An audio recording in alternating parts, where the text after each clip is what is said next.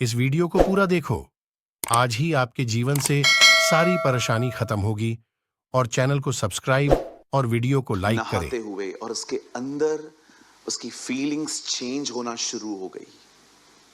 Bible बताती है दाऊद अपनी फीलिंग्स को मेंटेन नहीं कर पाया। बहुत बार पाप में गिरने का कारण ही यह होता है कि जो आपके अंदर ग्रो हो रहा है उसे रोका नहीं जा रहा है। That is the only reason. ये कारण होता है आज पाप में गिरने का। मुझे लगता है बहुत से लोग बाहर बात में फॉल होते हैं, वो सबसे पहले इनसाइड फॉल होते हैं। यही हुआ। आप जानते हैं जब वो पाप में गिरा, पाप में गिरने के बाद आपको पता होगा उसने अपने सेनापति को बुलाया और कहा उस वुमेन को लेकर आओ। और वो ऑलरेडी मैरिड थी। उसका जो पति था उसका नाम था उरिया। और आप जानते हो दाऊद ने उसके साथ जो कुछ किया, उसके बाद दाऊद ने अपने पाप को छुपाने के जो मेहनत की है उस आदमी ने, आप उस मेहनत को देख के हैरान हो सकते हो बाइबल पढ़ते पढ़ते कि एक व्यक्ति अपना पाप छुपाने के लिए कितनी मेहनत कर रहा था। आज भी आप देखते रहेंगे लोग अपनी इमेज को बचाने के लिए कैसे कैसे झूठ बोलते हैं, कहां कहां से चीजें लेके आते हैं ताकि बस मैं किसी के नजर में न गिरूं। But what about God? आप ठीक है, चलो आप मुझे कन्विंस कर लोगे कि आप सही हो, पर खुदा? हो सकता है मैं एक लिमिटेशंस में रहने वाला व्यक्ति हूं, आप मुझे बेवकूफ बना भी दोगे, यहां वहां की सारी बातें बता के कि ऐसा नहीं था, मुझे सामने से ऐसा बोला गया, ये कहा गया, लेकिन खुदा? मैं आपको एक बात कहना चाहता हूं, सुनिए। पृथ्वी पर अपनी इज्जत बरकरार रखने से बेहतर है हम परमेश्वर की नजर में बरकरार रहें, क्योंकि इधर से कुछ नहीं आने वाला है, इधर सब आपको गिराने के लिए तैयार हैं। इट्स बेटर कि आप हर चीज को परमेश्वर के सामने सेटल करो। मुझे बहुत पसंद है यह वचन, जकरिया और एलिशिबा के लिए लिखा था, वे प्रभु की दृष्टि में महान थे। किसकी? आप लोगों की दृष्टि में महान हो सकते हो, लेकिन बाइबल बताती है वो प्रभु की दृष्टि में महान थे। बता, एक वर्ड तो लगाइए, आप लोग मत खोलिए, मैं आपसे सीधा वर्ड खुलवाऊंगा। लूका पहला अध्याय, यहां देखिए सब, ल्यूक चैप्टर 1 और उसका पढ़िए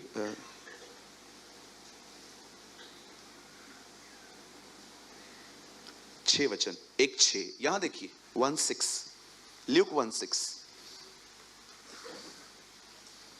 और वे दोनों प्रभु के सामने धर्मी थे। एक ट्रांसलेशन में लिखा है महान थे। किसकी नजर में? और प्रभु की सारी आज्ञाओं और विधियों पर निर्दोष। लिखा है, बाइबल बताती है धर्मी थे तो भी बच्चा नहीं था। वो दोनों धर्मी थे पर उसके बाद भी बच्चा नहीं था। वचन कहता है जब धर्मी जन ही कठिनाई से उद्धार पाएगा तो उनका क्या हश्र होगा जो उसके सुसमाचार को नहीं मानते। मैं प्रभु को कह रहा था, प्रभु मुझे समझ में नहीं आ रहा है, धर्मी जन ही कठिनाई से, मैं धर्मी हूं फिर भी कठिनाई से उद्धार पाऊंगा।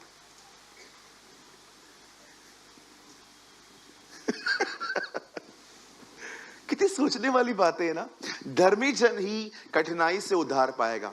आप में से बहुतों को लगता है कि बस मैं यीशु पर विश्वास करके बैठ गया हूं, लेकिन जब लाइफ में चैलेंजेस आते हैं ना, बहुत कम लोग होते हैं जो अंत तक विश्वासी बने रहते हैं। मैं कितने लोगों को जानता हूं फ्रस्ट्रेशन में जीसस को छोड़ के चले जाते। कोविड आया, मेरे घर पे क्यों मौत हुई, प्रभु कहां था उस समय, उसने मुझे क्यों नहीं बचाया। कितने सारे लोग हैं जब तक सब ठीक है, यीशु उनका प्रभु है, लेकिन कुछ भी गड़बड़ आती है, चलो भाई दरवाजा बदलो। अब परमेश्वर किसी का उद्धार उससे नहीं छीनता, पर लोग खुद अपने उद्धार से पीछे हटते हैं। यह आपको पता होना चाहिए। आप जानते हैं जब दाऊद को पता चला नातान के द्वारा कि उसने जो भी किया है वो खुदा की दृष्टि में बहुत बुरा है। सबसे अमेजिंग बात पता है क्या थी? दाऊद को जब नातान ने कहा ना तूने पाप किया है, दाऊद ने उसे कोई एक्सक्यूज नहीं दिया कि उसको भी तो समझाओ। अगर वो कहां पर बात ले रही है तो कवर होना चाहिए ना। मैं थोड़ी गिरा था, उसने किया। नेवर। भले ही वो पाप में गिरा पर वो सीधा था, वो टेढ़ा नहीं था। आप जानते हो उसने एक बार भी नहीं कहा कि उसको भी समझाओ। नो, यस सर, मैंने किया। पता है जब दाऊद को पता चला कि उसने ये किया, उसके बाद उसने एक भजन लिखा, एक जबूर लिखा। मैं इस जबूर से आज का वचन शुरू करना चाहता हूं। दाऊद ने कहा, हे परमेश्वर, अपनी बड़ी करुणा के निमित्त मेरे पापों को माफ कर। दाऊद ने यह नहीं कहा कि मैं उपवास में हूं इसीलिए माफ कर। दाऊद ने कहा तू दयालु है इसीलिए माफ कर। उसके बाद दाऊद कहता है, मेरे अंदर एक नया मन उत्पन्न कर। दाऊद एक बात जानता था, वो अशुद्ध हो चुका है और वो चाहकर भी खुद को शुद्ध नहीं कर सकता। इसीलिए वो उसे कहता है, मेरे अंदर एक नया मन उत्पन्न कर। What a prayer. बता, मैं चाहता हूं आप लगाइए तो भजन सहायता 51 आइए, और ठीक 5-7 मिनट के बाद मैं आपको थीम वर्ड में ले आऊंगा। यहां देखिए सब, देखिए उसकी प्रार्थना देखिए। पाप में गिरने के बाद आपकी बाइबल में ना ऊपर लिखा रहेगा, गुनाह करने के बाद दया याचना। अब देखिए यहां देखिए, हे परमेश्वर, अपनी करुणा के अनुसार मुझ पर अनुग्रह कर, अपनी बड़ी दया के अनुसार मेरे अपराधों को मिटा दे। सेकंड वर्ड ब्रदर लगाते जाइएगा जैसे जैसे मैं पढ़ता जाऊं। मुझे बली बती धोकर मेरा अधर्म दूर कर और मेरा पाप छुड़ाकर मुझे शुद्ध कर। आगे, मैं तो अपने अपराधों को जानता हूं और मेरा पाप निरंतर मेरी नजर में बना रहता है। वो बोल रहा है, हां मैं जानता हूं मैंने क्या किया है। आगे, मैंने केवल तेरे ही विरुद्ध पाप किया। ओके ब्रदर आगे 5 6 7 जूफा से मुझे शुद्ध कर तो मैं पवित्र हो जाऊंगा और मैं हिम से भी श्वेत बन जाऊंगा। 8 ओके आगे ब्रदर 9 10 हे परमेश्वर, मेरे अंदर शुद्ध मन उत्पन्न कर। दाऊद जानता था ह्यूमंस, इंसानों के लिए ये इम्पॉसिबल है, ये सिर्फ खुदा ही कर सकता है। और मेरे भीतर एक नए आत्मा को उत्पन्न कर। आप जानते हो ये जो वर्ड है, मुझे लगता है चर्च को ये वर्ड मेडिटेट करना चाहिए। मेरे अंदर एक शुद्ध मन पैदा कर। मुझे पता है ये गलत है और मुझे ये भी पता है कि मेरी इच्छा भी होती है ये करने की। ये ठिठाई है। एक जगह पे वो कहता है, मुझे ठिठाई के पापों से छुड़ा। What is the meaning of ठिठाई? मतलब पाप करने की जो इच्छा है ना, उसको निकाल। मैं ये चीजें आपको क्यों बता रहा हूं? क्योंकि मैं जानता हूं जो मैं आज आपको बताने वाला हूं, कोई जो 10 घंटे बाइबल पढ़ता हो वो भी अपनी मर्जी से वो नहीं कर पाएगा। आपको प्योर होली स्पिरिट की हेल्प चाहिए उसके लिए।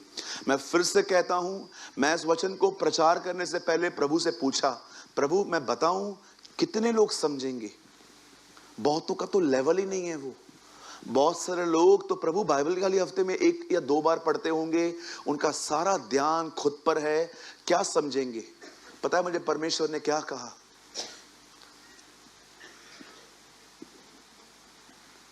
वो बच्चे नहीं रहना चाहते, तू उन्हें बच्चे रहने देता है।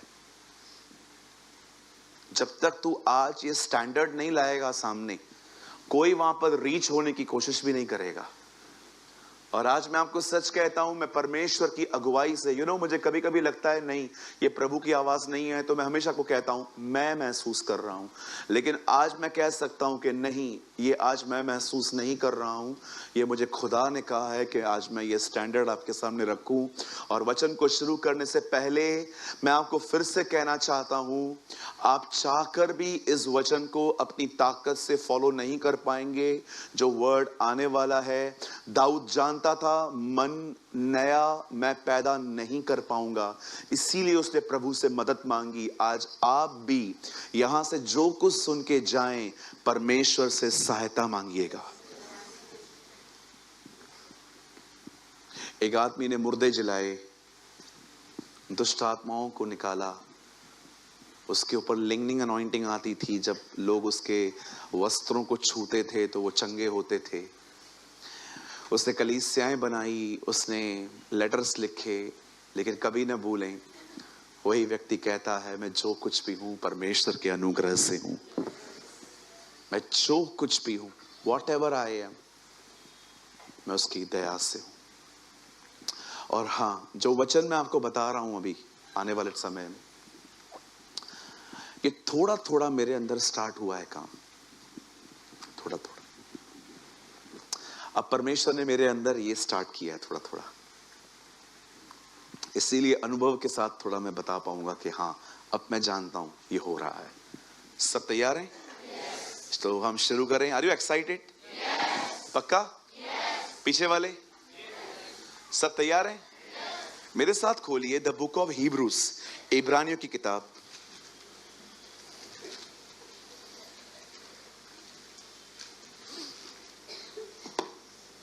बाइबल लाए सब लोग, खोल लीजिए, फिर मुझे मत देखिए भले।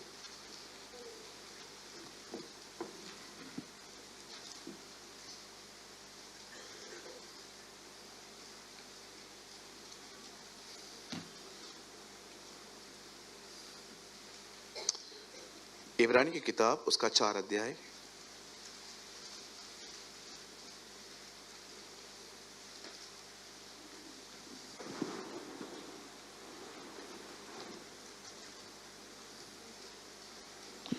और ब्रदर आप लगा दीजिए 4 का 12। इब्रानियों की किताब, उसका 4 अध्याय। अच्छा, जिनको बीच में बैठे हुए हैं जो लोग गली में, जरा बताइए, ठीक है? पढ़ूं मैं? क्योंकि परमेश्वर का वचन जीवित, प्रबल और हर एक दोधारी तलवार से भी बहुत तेज है, प्राण आत्मा को गांठ गांठ और गूदे गूदे को अलग करके आर पार छेदता है, वो मन की भावनाओं और विचारों को जांचता है। अब इसी वर्ड को ERV में पढ़ेंगे हम। आइए यहां देखिए इंग्लिश में। ओके, कोई वर्ड मुझे समझ में ना आए तो बोलने में मैं अगर ठीक से प्रोनाउंस ना करूं तो एडजस्ट करिए, ठीक है? ओके, मैं for the word of God is living. अपनी बाइबल को उठाइए, कहिए प्रभु का वचन जिंदा है। हाँ, उसके बाद लिखा है एक्टिव। कहिए प्रभु का वचन एक्टिव है। अब यहां लिखा है and sharper than any 2-edged sword. जो तलवार होती है ना, वो उससे भी ज्यादा तीखा है। लेकिन ये तलवार करती क्या है? It and even the dividing of the soul and the spirit.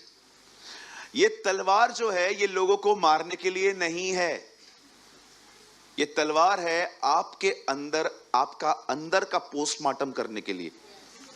किस चीज का? हाँ, and both joints and marrow. Okay, मुझे जो चीज आपको समझानी ना अभी वो आ रही है। And both joints and narrow and is able to discern the thoughts and intentions. पूरी मीटिंग इसके ऊपर चलने वाली है आज। आइए सब हिंदी लगा दीजिए। धन्यवाद प्रभु का, परीक्षा में बचाया उसने। ओके, मेरा इंग्लिश बहुत वीक है, यहाँ ज्यादा भी वीक नहीं है। मैं खाली विल की जगह वॉस और वॉस की जगह विल लगा देता हूं, ही की जगह शी की जगह ही। ओके, अगर आप में से किसी को भी इंग्लिश पढ़ने समझने के लिए मेरे पास आने वाला है, आप जरूर आइए। मैं निश्चय जानता हूं आप फेल होंगे। ओके, आइए सब सामने देखिए। अब आइए, मैं आपको थोड़ी सी अपनी गवाही बताऊंगा आज। मैं जब प्रभु में आया तो मैं आपको बताना चाहता हूं, मैं कोई सीकर नहीं था। सीकर समझते हैं आप लोग? सीकर का मतलब मैं कोई खुदा को ढूंढने वाला व्यक्ति नहीं था। हम प्रभु के पास आए थे स्वार्थ में। कोई है मेरे साथ जो प्रभु के लिए नहीं, प्रभु से पाने के लिए कुछ आया था? ओके, लंबा हाथ उठाइए। Very good, God bless you. Okay, मैं आपको बताना चाहता हूं, मेरी मम्मी बीमार थी। मेरी मम्मी को बैक में जो L1 L2 है वहां गैप थी। मैं अपनी मम्मी के लिए बहुत दुआ करता था, और भी बहुत सारी घर में जरूरतें थी, बहुत सारी चीजें दिमाग में चलती रहती थी। मेरी प्योर टेस्टमनी है जो मैं आपको बताना चाहता हूं। मैं जब परमेश्वर के पास आया, मैं पहले दिन पे चर्च में जाके सबसे पहले तो मुझे लगता था ये अंग्रेजों का खुदा है, मैं यहां क्यों जाऊं, मेरा कोई काम नहीं है एंथनी और डिसूजा में। हम लोग जब क्रिश्चियन वर्ड्स आते हैं ना, तो ये सारी चीजें टंग, वो जो घंटा होता है बहुत बड़ा वाला, चर्च क्रॉस होगी, पादरी साहब खड़े होंगे सफेद कपड़े पहन के, हम सबको लगता है चर्च का मतलब ये होता है। सबसे पहले चर्च एक इमारत नहीं है, चर्च उसके लोग हैं। आप जानते हो, आप चर्च को देखना है, बाजू वाले को देखो, ये चर्च है, that's called church. The Bible says हम मसीह की देह हैं। आप याद रखिएगा, जीसस दीवारों को उठाने नहीं आएगा, यीशु कलीसिया को उठाने आएगा, आपको। मुझे सबसे पहले तो लगता था कि ये अंग्रेज हैं। मैं वहां पर सोचा मैं जाऊंगा तो पता नहीं कैसे होगा। मेरी दीदी मुझे हमेशा बोलती थी, जा जा जा, तुझे बहुत जरूरत है, जा। लेकिन मैं अवॉइड करता था। हमारे घर पे जब कैसेट्स चलती थी, प्रभु की गीत चलते थे, कितनी कैसेट्स मैंने तोड़ी थी। आपको पता है, वो पहले कैसेट चलती थी, रील, अंदर वो रील होता था, कभी कभी वो अटकता था पेन डाल के। याद है टेप रिकॉर्डर का जमाना? हाँ, मैं वो जमाने का व्यक्ति हूं। अभी तो यूट्यूब आ गया है, अभी तो कैसेट्स लगभग खत्म ही हो रही हैं। मेरे पास कैसेट्स होती थी, हम लोग कैसेट्स सुनते थे, और हमारा टेप रिकॉर्डर बटन से चालू नहीं होता था, वो वाला था, उसको मारते थे, वो भी बिलाम की गधे की तरह था। टेप रिकॉर्डर होते थे ना पहले, कैसेट्स होती थी। कभी कभी याद है वो अंदर पूरा रील फंसता था, कभी कभी निकालते निकालते इतना दूर चले जाते थे हम लोग, अरे यार ये खत्म ही नहीं हो रहा है ना। मैंने बहुत सारी कैसेट्स तोड़ी थी घर के अंदर। मुझे बहुत गुस्सा आता था जब प्रभु के गीत चलते थे, तो मुझे बहुत सवाल आते थे, नहीं नहीं नहीं। लेकिन जिस दिन मैं प्रभु के पास आया, मुझे पता चला वो सिंधियों का प्रभु है। यस, आपको मैं बताना चाहता हूं, वो गुजरातियों का खुदा है, वो महाराष्ट्रियंस का खुदा है, वो हमारे हिंदू और मुस्लिम भाइयों का खुदा है। यस, परमेश्वर, आप मजहब में रहते हैं, खुदा का कोई मजहब नहीं है, खुदा किसी रिलीजन से नहीं है। और याद रखिए, उसने कभी कोई धर्म बनाया भी नहीं है। बाइबल नहीं कहती है कि उसने धर्म भेजा, बाइबल बताती है उसने पुत्र भेजा। आमेन। प्रभु जानता था। तो जब मैं गया प्रभु में, तो कुछ भाई मिले सिंधी में बात कर रहे थे, किया होता भाई वहां ढीका था, किया है तो मैंने भी उनसे सिंधी में बात की।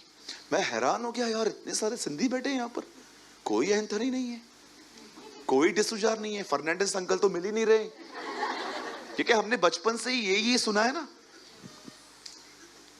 मुझे बहुत अच्छा लगा, मैंने सोचा मैं कंटिन्यू जाऊंगा। और मैं जैसे जैसे जाता गया,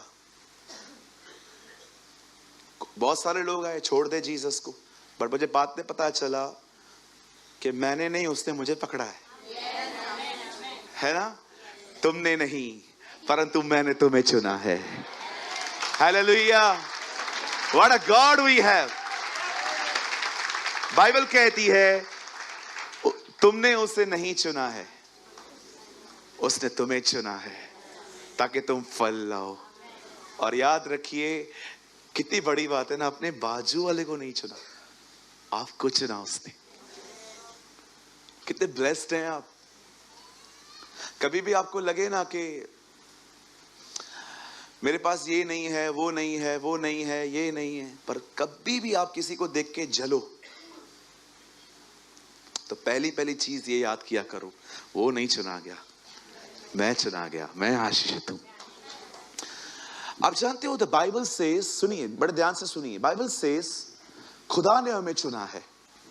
और जैसे जैसे मैं प्रभु में गया, मैं आपको अपनी ऑनेस्ट टेस्टिमनी बता रहा हूं, मैं प्रभु के पास पाने के लिए गया था और सब पा लिया मैंने। मेरी मम्मी ठीक हो गई, मेरे पापा के स्टोन्स निकल गए, मैं बहुत डिप्रेशन में था, मैं रात रात भर घूमता था, बहुत लोगों को पता है ये बात। मैं बहुत परेशान होता था, मैं पैदल चलता था बहुत स्ट्रेस में।